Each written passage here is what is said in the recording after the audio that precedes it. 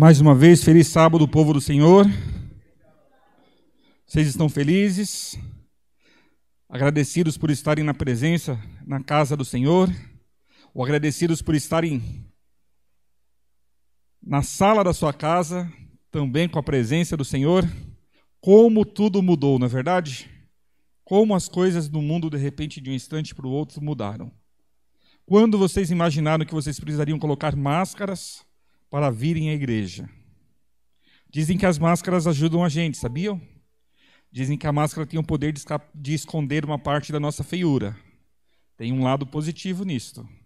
Dizem que outra vantagem da máscara é que você coloca a máscara e acha que as pessoas não te reconhecem. Você consegue sair na rua com 98% do seu corpo à mostra e acredita que as pessoas não estão vendo o restante. São algumas ilusões, né? E há um grupo de pessoas que não suportam ficar de máscaras. Conheci ontem alguém que falou: prefiro morrer do que ter que colocar uma máscara. E aí essa pessoa inventou uma máscara diferente para si, com policarbonato. Ele fez algo que parece um capacete. E ele consegue usar aquilo, mas não consegue colocar uma máscara. Fiquei pensando sobre o que falar para vocês nessa manhã de sábado. Pensei em muitas coisas, orei bastante. E, por fim, eu achei melhor apresentar uma mensagem que tivesse a ver com a data. Eu quero agradecer ao presente que eu recebi. Eu não sei quem escolheu, mas escolheu certinho. Eu realmente gosto de camisa polo e realmente gosto de boné, viu? Muito obrigado. Não sei se você tem consciência. São 176 anos. 176 anos comemorados aí no último dia 22. Você sabia disso? Sabe o que esse tempo significa para mim e para você? Esse tempo significa muitas coisas. E é sobre isso que eu quero falar com você nesta manhã. Lá na chamada do YouTube, eu passei para o pastor Lucas a igreja de Laodiceia, mas se eu posso passar para vocês um novo título para essa mensagem agora, de última hora, eu vou chamá-la de Hora Extra. Todo mundo já fez hora extra na vida? Fazer hora extra é bom e ruim, não é verdade? É bom porque no final do mês vem o dinheirinho a mais e pode dar uma salvada em alguma situação. Mas é ruim porque você tem que ficar no trabalho depois do que você havia planejado. E se você tinha um compromisso em casa e foi avisado de última hora que você faria aquela hora extra, você nem tem tempo direito para poder desmarcar e organizar todas as coisas. Não é verdade? Nós estamos fazendo hora extra desde 22 de outubro de 1844. De lá para cá não há sequer uma profecia bíblica com data marcada que não tenha se cumprido. Nada. A última profecia bíblica com data marcada, 22 de outubro de 1844. Foi um movimento grande. Mais de 100 mil americanos pararam suas vidas nessa data para aguardarem a volta de Jesus. Muita gente, não é verdade? Eu queria fazer uma viagem com você, se você me permitir. Eu queria viajar com você no tempo, queria viajar com você na história. Eu queria chamar a sua atenção lá para o princípio de tudo. Eu vou dizer que a primeira religião presente no mundo, eu não vou chamá-la de judaísmo, mas eu vou chamá-la de religião do Deus Criador. E os povos da Mesopotâmia, esses povos muito antigos, todos eles acreditavam neste mesmo Deus, porque todos eles são oriundos de Adão e Eva. Surge com Abraão o judaísmo. Então os judeus formam aí a base da religiosidade, daquilo que mais tarde nós passamos a chamar de cristianismo. Porque no judaísmo vem Jesus. Ele era um judeu exemplar. Vivia tudo aquilo que os demais judeus sabiam que deveria ser vivido, com uma tônica do amor, que era algo que os outros judeus não possuíam. Surge o cristianismo. Os cristãos permaneceram fazendo as mesmas coisas que o seu líder fez até por volta do ano 400 da nossa era. Em 313, um líder, um imperador mundial, posso assim dizer, se levanta e usurpa a direção do cristianismo para si. Constantino, ele se torna aquele que nós sabemos que é o primeiro pontífice da história. Ele, na verdade, é o primeiro papa. Eu sei que a igreja resiste dizendo que não. Antes de Constantino, eles têm uma lista incrível de papas, inclusive colocam Pedro na lista. É mentira, e eu consigo provar biblicamente que isso é uma mentira. Por quê? Porque quando Cornélio se ajoelhou diante de Pedro, lembra-se disso? O que foi que Pedro disse a Cornélio? Levanta-te, não me adores, porque eu sou um como você. Então, Pedro nunca foi papa. Constantino não. Constantino gostava da pompa, gostava de usar roupas diferentes e gostava que as pessoas o considerassem o representante de Deus na terra. Essa igreja misturada com o Estado permaneceu desde aquele tempo, tendo seu auge em 538 e vindo causando dor e sofrimento no mundo até 1798, quando o Papa foi sequestrado por Berthier. Lembra da história? Foi sequestrado por Berthier, que era um general de Napoleão Bonaparte, e ali ele coloca uma nova etapa na história do mundo. No entanto, um pouco antes já havia acontecido algo que também chama a nossa atenção, que nós chamamos de reforma, a reforma protestante. Vocês se lembram de Lutero, na verdade? Um jovem religioso, fazia parte do clero, achou uma Bíblia presa no sótão da igreja, leu a Bíblia toda, e quando ele terminou a sua leitura, ele percebeu que havia 95 pontos de divergência entre a palavra de Deus e aquilo que a sua igreja fazia. E numa manhã de culto, de missa, ele prega na porta da igreja essas teses, apresentando assim de forma gritante e grotesca como que a igreja havia se distanciado do querer de Deus. Foi expulso da igreja, desencadeou um novo movimento. Graças a este movimento, hoje existem todos os evangélicos, todos os protestantes. Isso é de 1500 para cá. E quando a reforma já estava bem estabelecida, com diversas denominações, acontece, com o passar do tempo, um distanciamento de Deus. E mesmo os evangélicos dessa época de 1830, não acreditavam que um dia Jesus pudesse voltar. E aí o mundo é fomentado com um monte de teorias absurdas. Uma delas foi o deísmo. Não, realmente Deus nos criou, mas nos abandonou. Outra teoria, eu não lembro agora o nome desse movimento, mas dizia que a Bíblia não possui nada de verdade. No período em que ela esteve presa, apenas em posse da Igreja Católica, eles modificaram, e a Bíblia que nós temos hoje não é mais a Bíblia verdadeira, não é mais a palavra de Deus. Isso foi crescendo, não apenas nos Estados Unidos, que era o país mais protestante do mundo, mas isso foi crescendo no mundo todo, muita gente distante do Senhor, e Deus levanta um movimento através de um homem, Guilherme Miller, e ele levanta um movimento tão grandioso que atingiu Estados Unidos, inclusive alguns outros países do mundo, que dizia e acreditavam no fato de que, no dia 22 de outubro de 1844, Jesus Cristo voltaria a este mundo. Houve um grande reavivamento para que isso acontecesse. Só que nós conhecemos a história, não é verdade? Também houve um grande desapontamento. E dia 22 agora nós comemoramos aniversário de um grande desapontamento. Ninguém comemora aniversário de tristezas, né? Ellen White comenta em um livro, na data antes do dia 22, ela diz assim que aquele havia sido o ano mais feliz da sua vida. A igreja vivia, não havia uma igreja, né? Essas pessoas eram todos membros de outras igrejas evangélicas, protestantes, e acreditavam no movimento millerita, acreditavam que Jesus voltaria no dia 22 de outubro.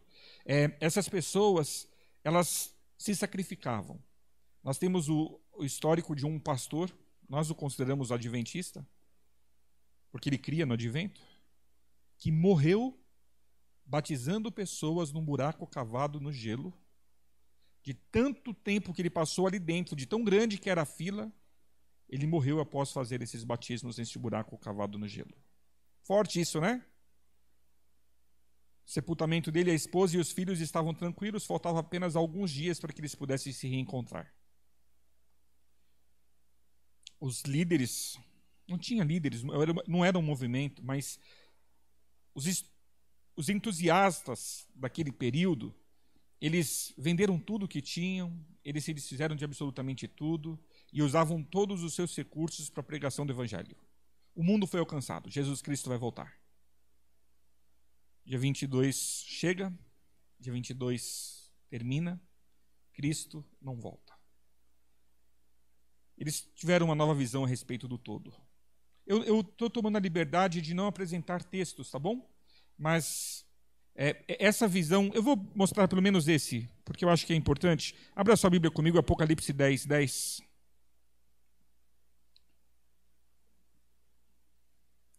Já estava profetizado esse movimento, viu? Eu vou ler do 9 ao 11. Apocalipse 10, 9 a 11.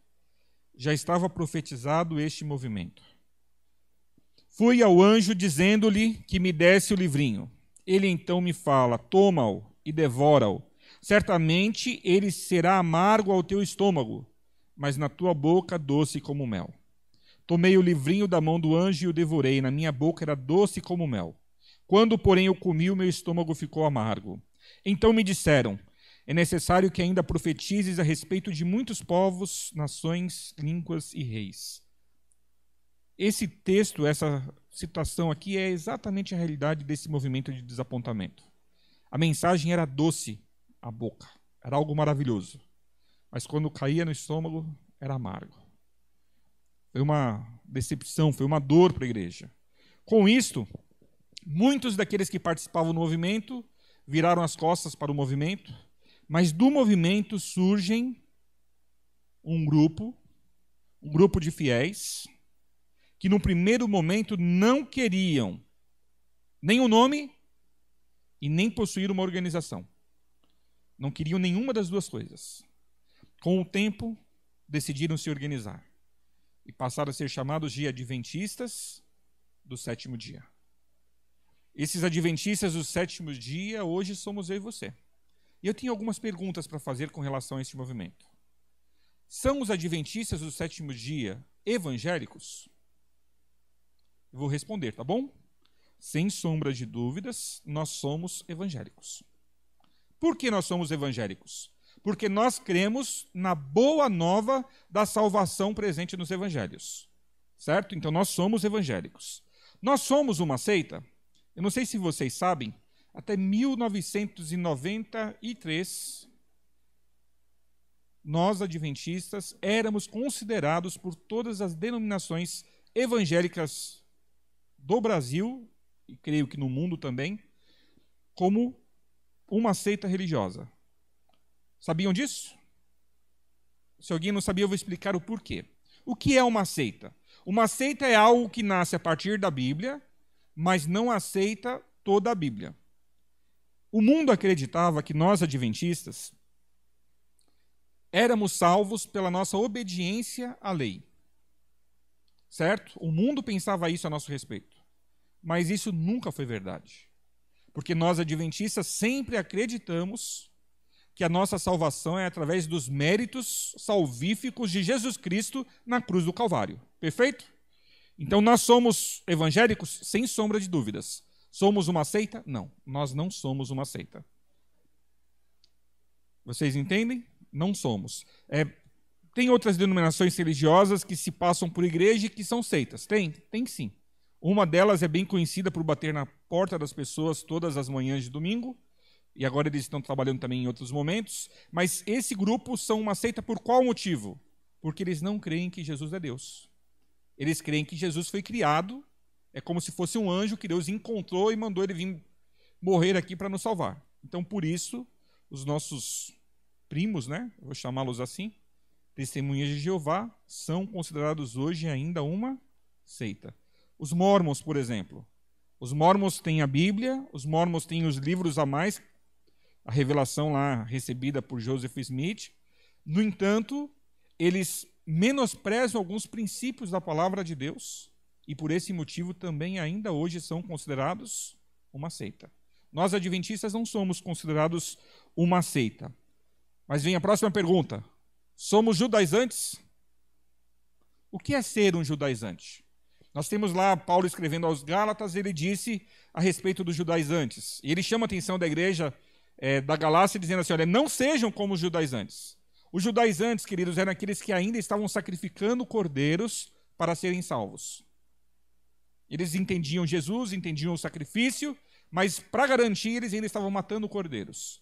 E não somente matando cordeiros, mas eles estavam presos à prática de, no dia de sábado, sacrificar dobrado. Eles estavam presos à prática de circuncidar toda nova pessoa que decidisse aceitar Jesus. Então era uma coisa assim muito confusa. A igreja, você pode ver que Paulo, nos capítulos ali, a igreja dos Gálatas, ele desce a linha naquele povo, tentando trazê-los à razão. E é uma luta constante, e às vezes nós adventistas, quando lemos o livro de Gálatas, pensamos assim, puxa, parece que o problema aqui são os mandamentos. Não, não tem problema nenhum com a lei de Deus. O problema aqui, eu vou chamar de lei cerimonial, eram as práticas da lei cerimonial. E nós, somos judaizantes?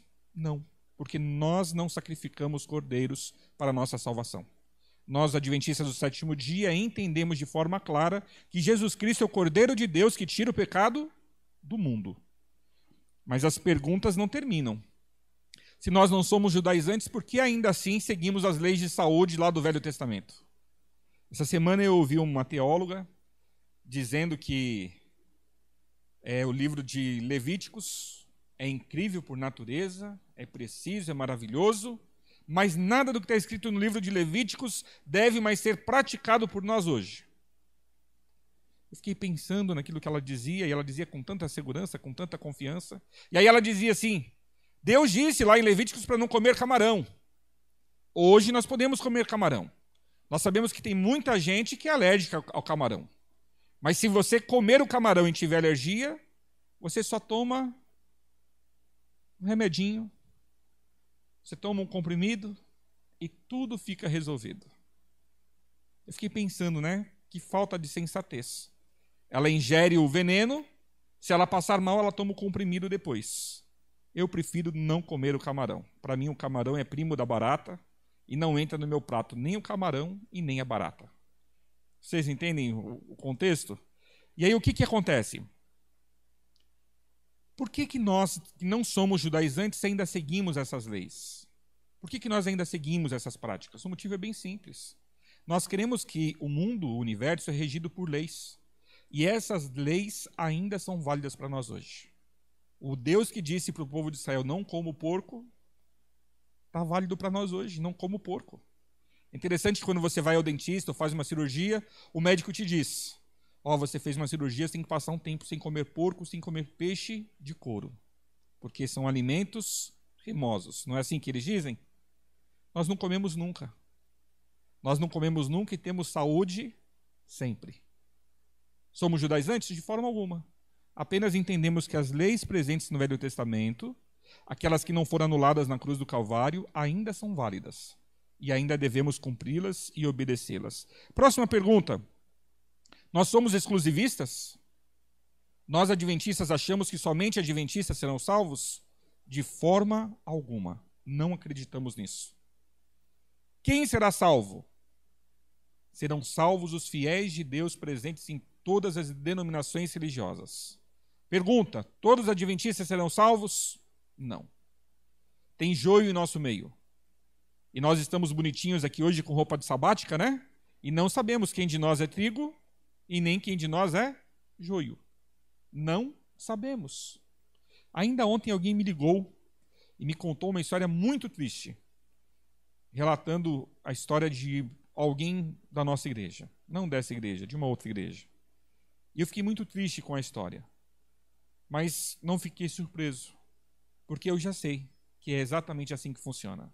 Alguns são trigo, outros são joio. Quem é joio ainda pode ser, pelo poder de Cristo, transformado em trigo? Claro que pode. Deus seja louvado por isso. Então a salvação está aberta. Jesus morreu com braços abertos para poder salvar a todos. Nós, adventistas, somos melhores que os demais evangélicos? Eu vou dar uma resposta que talvez vá contrariar até aquilo que vocês que estão aqui presentes e quem está em casa pense. Como indivíduo, eu não sou absolutamente nada melhor do que ninguém. Não é isso? E também não sou nada inferior a ninguém. No entanto, as nossas doutrinas, as nossas posições bíblicas nos fazem diferentes. E essa diferença eu vou daqui a pouco mais mencioná-la rapidamente. Nós somos... O que nós temos, então, que nos faz diferentes? Nós temos integridade bíblica. Enquanto muitas igrejas presentes no mundo hoje, olha, tem um grupo de igrejas que eu chamo de igrejas do dinheiro, que quando abrem a Bíblia, procuram na Bíblia o quê? Só assuntos referentes a dinheiro, para falar no culto sobre dinheiro, e para pedir no culto dinheiro, e para poder ter mais dinheiro, e para que seus líderes fiquem mais ricos. Não é isso? Então tem a igreja do dinheiro, são os neopentecostais. Todo culto que você vai lá, vira e mexe, gira em torno do dinheiro. Nunca você vai numa igreja dessas para ouvir: Deus quer que você mude isso na sua vida, Deus quer que você mude aquilo na sua... Não, é dinheiro. Quer ter dinheiro? Traz seu dinheiro para mim. Quer ter dinheiro? Dá o seu dinheiro para a igreja. O negócio gira em torno disso. Esse povo vê a Bíblia de uma forma integral? Não. Eles só enxergam o que na Bíblia? Dinheiro. E os nossos irmãos evangélicos das igrejas sérias? Para eles falta a compreensão de alguns assuntos importantes da Bíblia. Eles não têm muita compreensão do Velho Testamento, por isso eles preferem dizer que foi tudo anulado, cravado na cruz. Eles não têm muita compreensão da validade dos 10 mandamentos. Eles não têm muita compreensão do santuário, como funcionava o processo de salvação. E essa falta de compreensão... esqueci de mencionar. Também lhes falta a compreensão de Daniel e Apocalipse. E essa falta de compreensão os fazem um pouco bagunçados. Então você os percebe, teologicamente falando, são bagunçados. Nós não temos esses problemas. Nós temos outros, esses não. Porque nós entendemos que a Bíblia ela é integral. De capa a capa é a palavra de Deus. De capa a capa eu tenho que ler, compreender e saber me relacionar com essas letras sagradas. Porque toda ela foi inspirada por Deus. Outro aspecto, nós adventistas cremos na validade da lei do Senhor. A única coisa que a única parte da Bíblia que o próprio Deus escreveu com o dedo, para nós ainda está válida.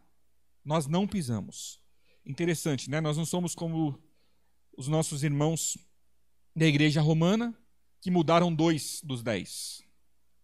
E também não somos como os nossos irmãos evangélicos, que trocaram escancaradamente um dos 10 por um outro que eles acharam um pouco mais conveniente. Percebe? Tem diferença? Tem diferença. Não somos idênticos, não somos iguais. E uma outra e última diferença, nós temos o espírito de profecia. Isso não nos faz superiores, mas nos dá uma compreensão melhor do todo. Próxima pergunta. Quais são os 2 versos da Bíblia que nos ajudam a compreender exatamente quem somos, de onde viemos e para onde estamos indo? Abra sua Bíblia comigo, Apocalipse 14.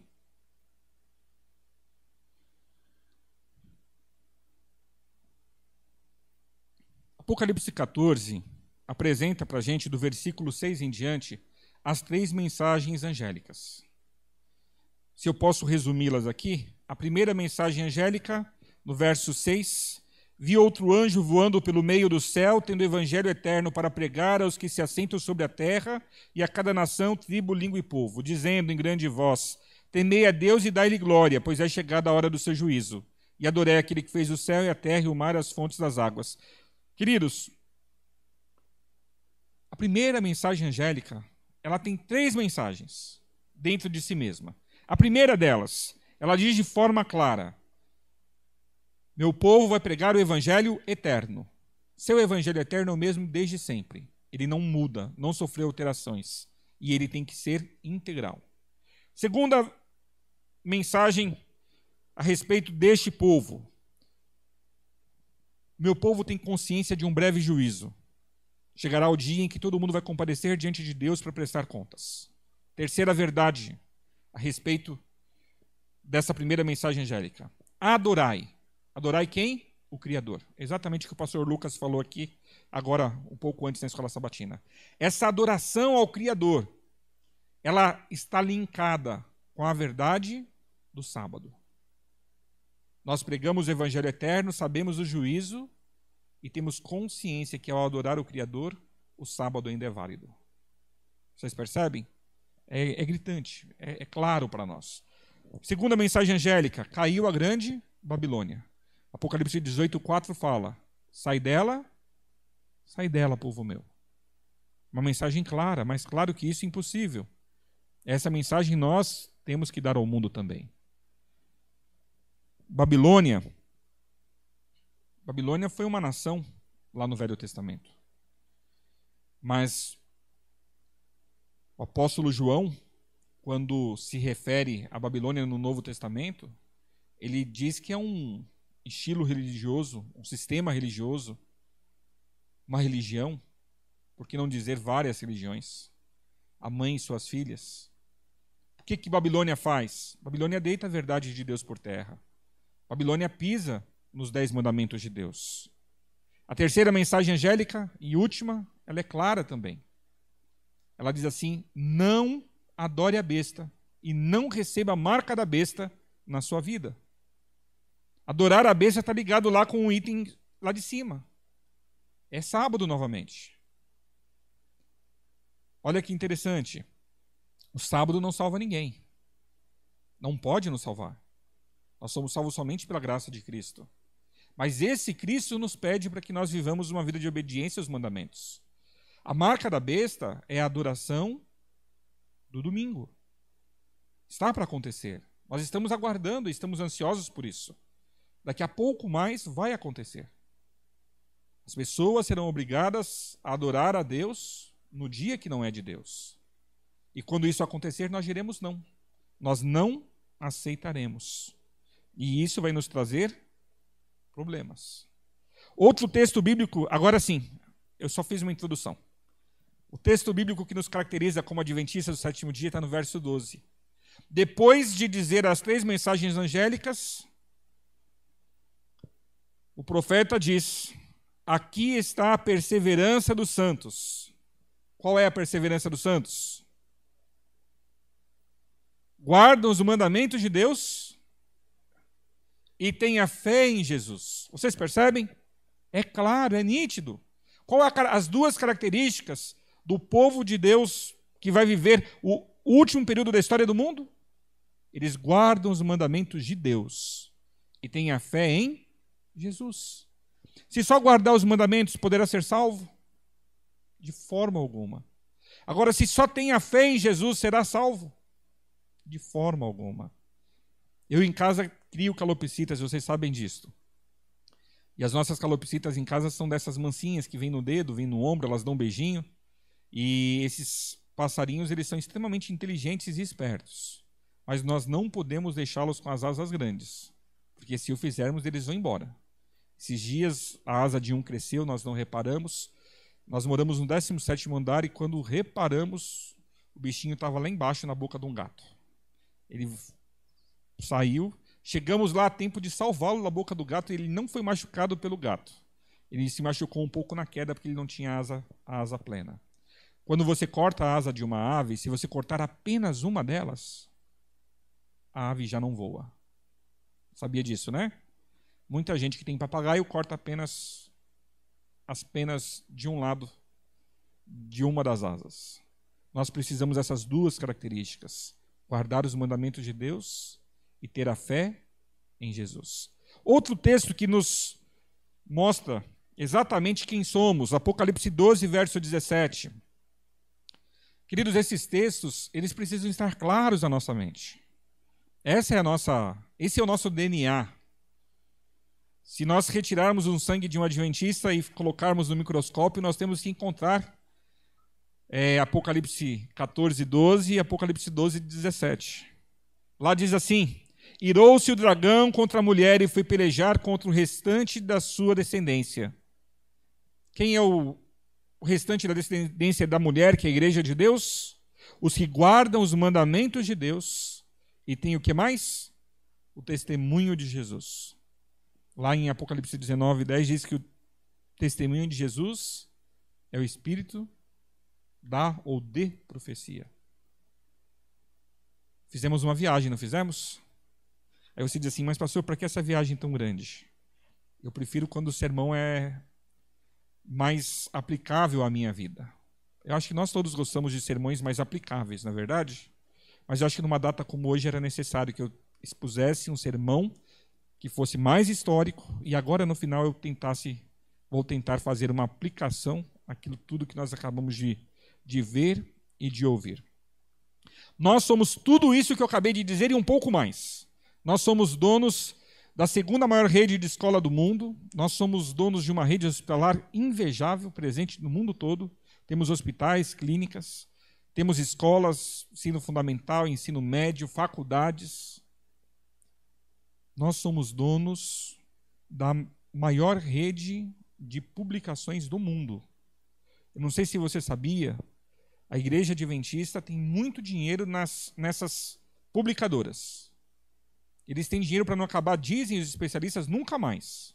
Só que tem uma curiosidade, eles não podem dar o dinheiro deles para a gente. Então não serve para nada, né? Vendeu-se o livro e as leis do país não permitem que a editora dê o dinheiro para a igreja. E aí nós ficamos sem o dinheiro da editora. Mas tem uma coisa curiosa para falar sobre isso. Temos tudo isso, mas temos um grande problema. Os pioneiros, os fundadores da nossa igreja, se sacrificaram e fundaram essa igreja com o suor do seu rosto. Os primeiros crentes, eles deixavam de comer para pegar as moedinhas que eles economizariam não fazendo aquela refeição, para publicar material escrito, para que a mensagem da igreja alcançasse mais pessoas. Em contrapartida, os pastores adventistas da atualidade, às vezes brigam para ver quem vai ficar no lugar mais cômodo, no lugar mais tranquilo. Sem sombra de dúvidas, o número de pastores interessados em pastorear a região da Amazônia é muito menor do que o número de pastores interessados em pastorear a cidade de São Paulo. Tem crescido em nosso meio o interesse de alguns pastores de assumirem posições administrativas. Porque o salário é igual para todo mundo, mas existem alguns benefícios. E por esses alguns benefícios, alguns pastores têm colocado no coração um sonho. As caminhadas quilométricas que se realizavam a pé antigamente, hoje dentro do carro às vezes se pensa duas vezes, farei ou não farei. Falei mal dos pastores, né? Vou falar mal de vocês agora. Os membros iniciais lá se doavam, se desdobravam, se rendiam a cumprir a missão. Hoje, os membros da atual Igreja de Deus têm estado muito ocupados, sem tempo para pregar o Evangelho, sem condições talvez de dar os recursos que gostaria de dar para aportar na causa, na missão. Nós saímos da nossa casa e buscamos conforto no templo, estamos de alguma forma todos acomodados. Tem um filósofo que ele disse que na questão financeira funciona assim: uma geração soa a camisa, conquista a fortuna e se estabelece como bem-sucedida. Financeiramente, a segunda geração vem, gasta os recursos e continua de forma ineficiente mantendo os recursos da família. A terceira geração, quando chega, ela chega põe tudo a boca rota, o dinheiro acaba e eles descobrem que se eles não criarem vergonha na cara e trabalharem e arregaçarem as mangas novamente, eles vão deixar de ser o que eles eram e vão passar a ser pobres. Isso é no mundo financeiro. Mas no mundo espiritual não é muito diferente. Os nossos pioneiros foram lá, arregaçaram as mangas, a igreja é o que é graças a eles. A segunda geração veio, continuou fazendo de forma um pouco menos eficiente, deixando a desejar, mas foi fazendo. A terceira geração não tem sabedoria, põe tudo a perder. É preciso que a terceira geração arregace as mangas. É preciso que a terceira geração faça a sua parte. Tem um evangelista que ilustrou essa realidade dizendo assim: quando eu era menino, trabalhava de 12 a 14 horas diariamente na roça. Nos dias de culto, montava num cavalo para ir à igreja. A igreja ficava a 15 quilômetros da minha casa. E ali na igreja nós cantávamos com entusiasmo e fervor: vamos, enquanto é dia, com força trabalhar. É um hino esse, tá certo? Agora, ele acrescenta: o trabalho agrícola é feito com máquinas modernas e sofisticadas. Ocasionalmente, o meu neto e sua família entram no automóvel moderno com ar-condicionado. Eles, ao chegarem na igreja, procuram uma que tenha bancos confortáveis, ar-condicionados. Sentam nas poltronas do templo como se fosse uma casa comum e ficam sentados ouvindo enquanto o coro canta: estamos fracos, tão cansados. Não é um pouco da nossa realidade? É um pouco da nossa realidade, infelizmente. É sim um pouco da nossa realidade. Cristo já poderia ter voltado há 167 anos atrás. Não julguemos inapropriado da parte dele. Não julguemos que ele está demorando. Mas eu acho que nós podemos nos perguntar: será que eu e você podemos fazer mais? Será que eu e você podemos cumprir a nossa parte nessa história de evangelização do mundo? Será que não deveríamos eu e você levantar bem alto a bandeira? Jesus Cristo está voltando e a lei dele ainda é válida? Será que não deveríamos eu e você gritar a plenos pulmões: preparem-se, Jesus está vindo para nos buscar? Podemos fazer mais sem sombra de dúvidas, mas o nosso comodismo não nos permite. Então eu peço a Deus que Ele tenha misericórdia de nós. Nós vamos ouvir neste momento uma mensagem musical. Ao ouvirmos essa mensagem musical, a letra desta música veio a calhar perfeitamente com o sermão, porque ela diz como é a igreja que Jesus espera. E eu queria que, enquanto você estivesse ouvindo essa mensagem, você se perguntasse: eu estou sendo essa igreja? Estou vivendo como Jesus quer que essa igreja viva?